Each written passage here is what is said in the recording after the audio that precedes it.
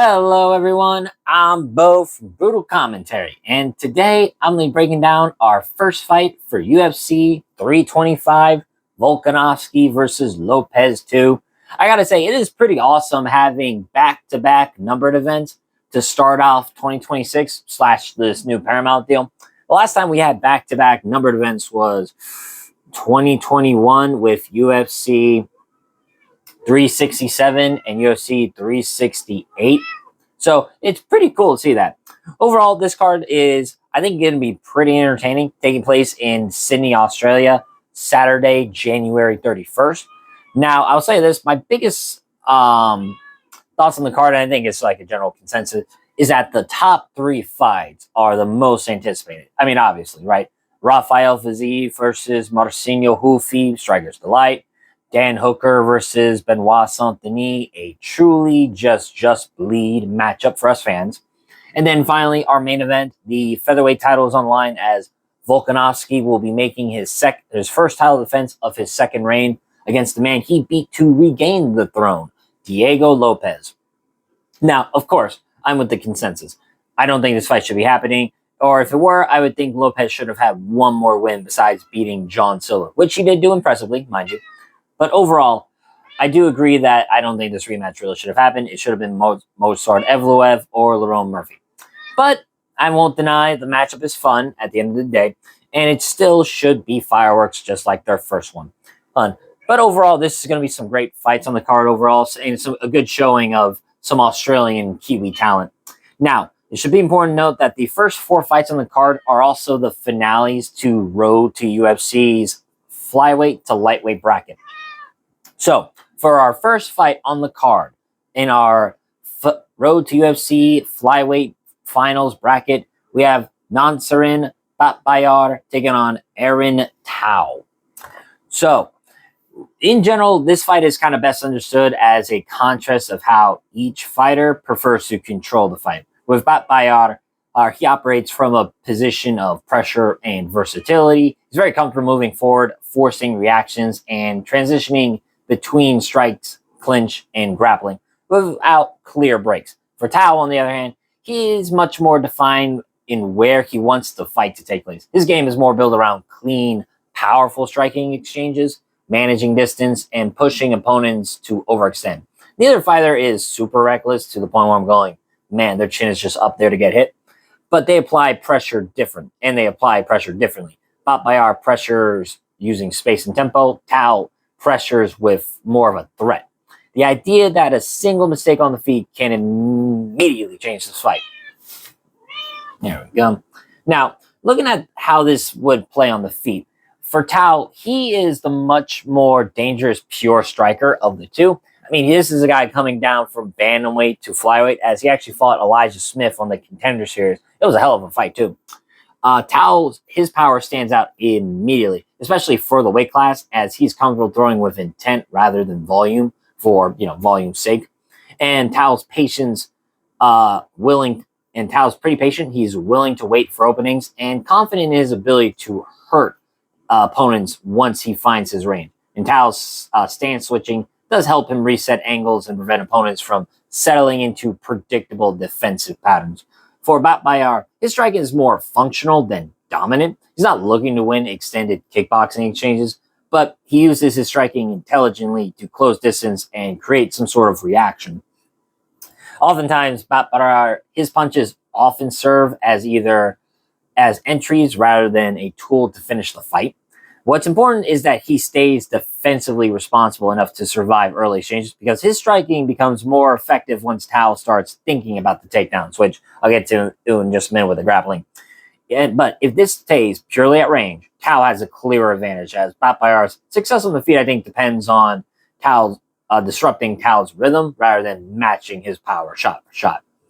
Now, looking at the grappling aspect of this fight, I think this is where Batbayar's advantages become more pronounced. He's very comfortable initiating grappling exchanges, whether that's through reactive takedowns, body locks in the clinch, or chaining attempts together after the first takedown attempt. And as oftentimes Batbayar doesn't rely on a single clean shot, more so instead he keeps working with the opponent in forcing to give ground and or settle into a position. Now, on the ground, Batbayar has shown good positional awareness and a clear understanding of control before submission, as he's not going to rush, and that patience does allow him to find the submission oftentimes. I mean, you look at Batbayar's record, he is primarily a finisher of in 9 wins, and all of them are by finish. So pretty good finish, and of majority of those wins, 5 of those are by submission. So he's a pretty good submission artist. Now, I would say Tao's grappling isn't weak. It's just largely more defensive. He comes from city kickboxing, so those guys, most of their takedown defense revolves around using the fence to help prop them up while they work to break grips. You see Izzy do it. You've seen Dan Hooker do it. They're very good at, like I said, using the fence as a big part of just staying upright. So for Tao, a lot of his grappling and wrestling is more of a priority of just getting back to his feet and creating space and avoiding that extended control time. Now, if he's forced to repeatedly defend takedowns or spend long periods of time against the fence getting clinched, I think that begins to shift the fight away from Tao. Last but not least, I think pace is the pace of this fight is a major variable, because Tao is most effective when the fight has structure, like clean resets, striking exchanges, and a clear separation. Batbayar benefits from more of a disruption, messy transitions, clinch battles, and scrambling. If Batbayar can force Tao to work defensively, especially in grappling exchanges, I think the cumulative effect matters. Even if takedowns aren't fully secured,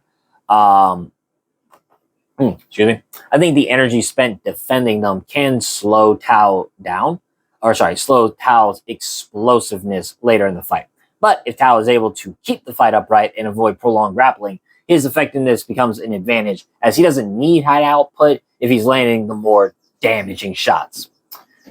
Finally, just kind of looking at a technical summary, I think technically speaking, this is a fight about control versus consequences.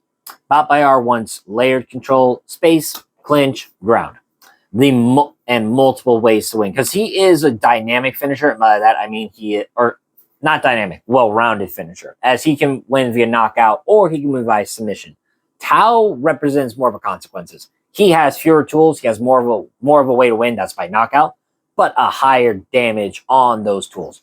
So I think the outcome really just hinges on who enforces their preferred phase more consistently. As I think Batbayar wins minutes and positions, Tao wins moments. Whichever one imposes that at first likely dictates how the rest of this fight unfolds. So for my prediction, it's kind of hard to say, right? When everything is weighed together, striking threat, distance control, early fight danger, especially on the Tao side, I think Aaron Tao comes out as my pick. I think the deciding factor for me is how consistently he can punish entries and maintain structure in the fight, as Batbayar has the tools to complete things, especially through grappling and pressure, but those tools require sustained success to fully take away Tao's strength. Tao does, and you have to understand this for me, Tao doesn't need to win every single exchange that happens. He just needs to win the most meaningful ones. And if he keeps the fight standing for the majority of the fight, manage distance and avoid those extended grappling sequences, his power and timing give him a clear path to damage and momentum.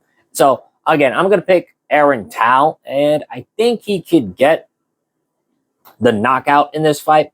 I mean, you do look at his record, right? Of 11-1. Of most of those fights, sorry about that. Of most of those fights, 7 are by knockout. He is very, very good striker. I think he can knock out Batbayar. Again, I'm picking Tao, not because Batbayar lacks answers, but I think Tao's advantages are more decisive when the fight stays within his preferred framework. Now, of course, he could get wrestled, fucked, and this all is pointless. But I think the fact that he trains out of a good camp, I think the fact that he's got good takedown defense, a weight class moving down, so he's going to naturally be the stronger guy, and it's just the fight-ending power he has, I got to go with Aaron Tao, and I'm going to pick him via knockout in this one. But with that being said, that's been my prediction of this fight. If you enjoyed the video, like, subscribe, and leave a comment down below on who you think's going to win. But until then, I've been Bo from Brutal Commentary, and remember, stay calm, stay respectful, enjoy the violence. I'll see y'all next time.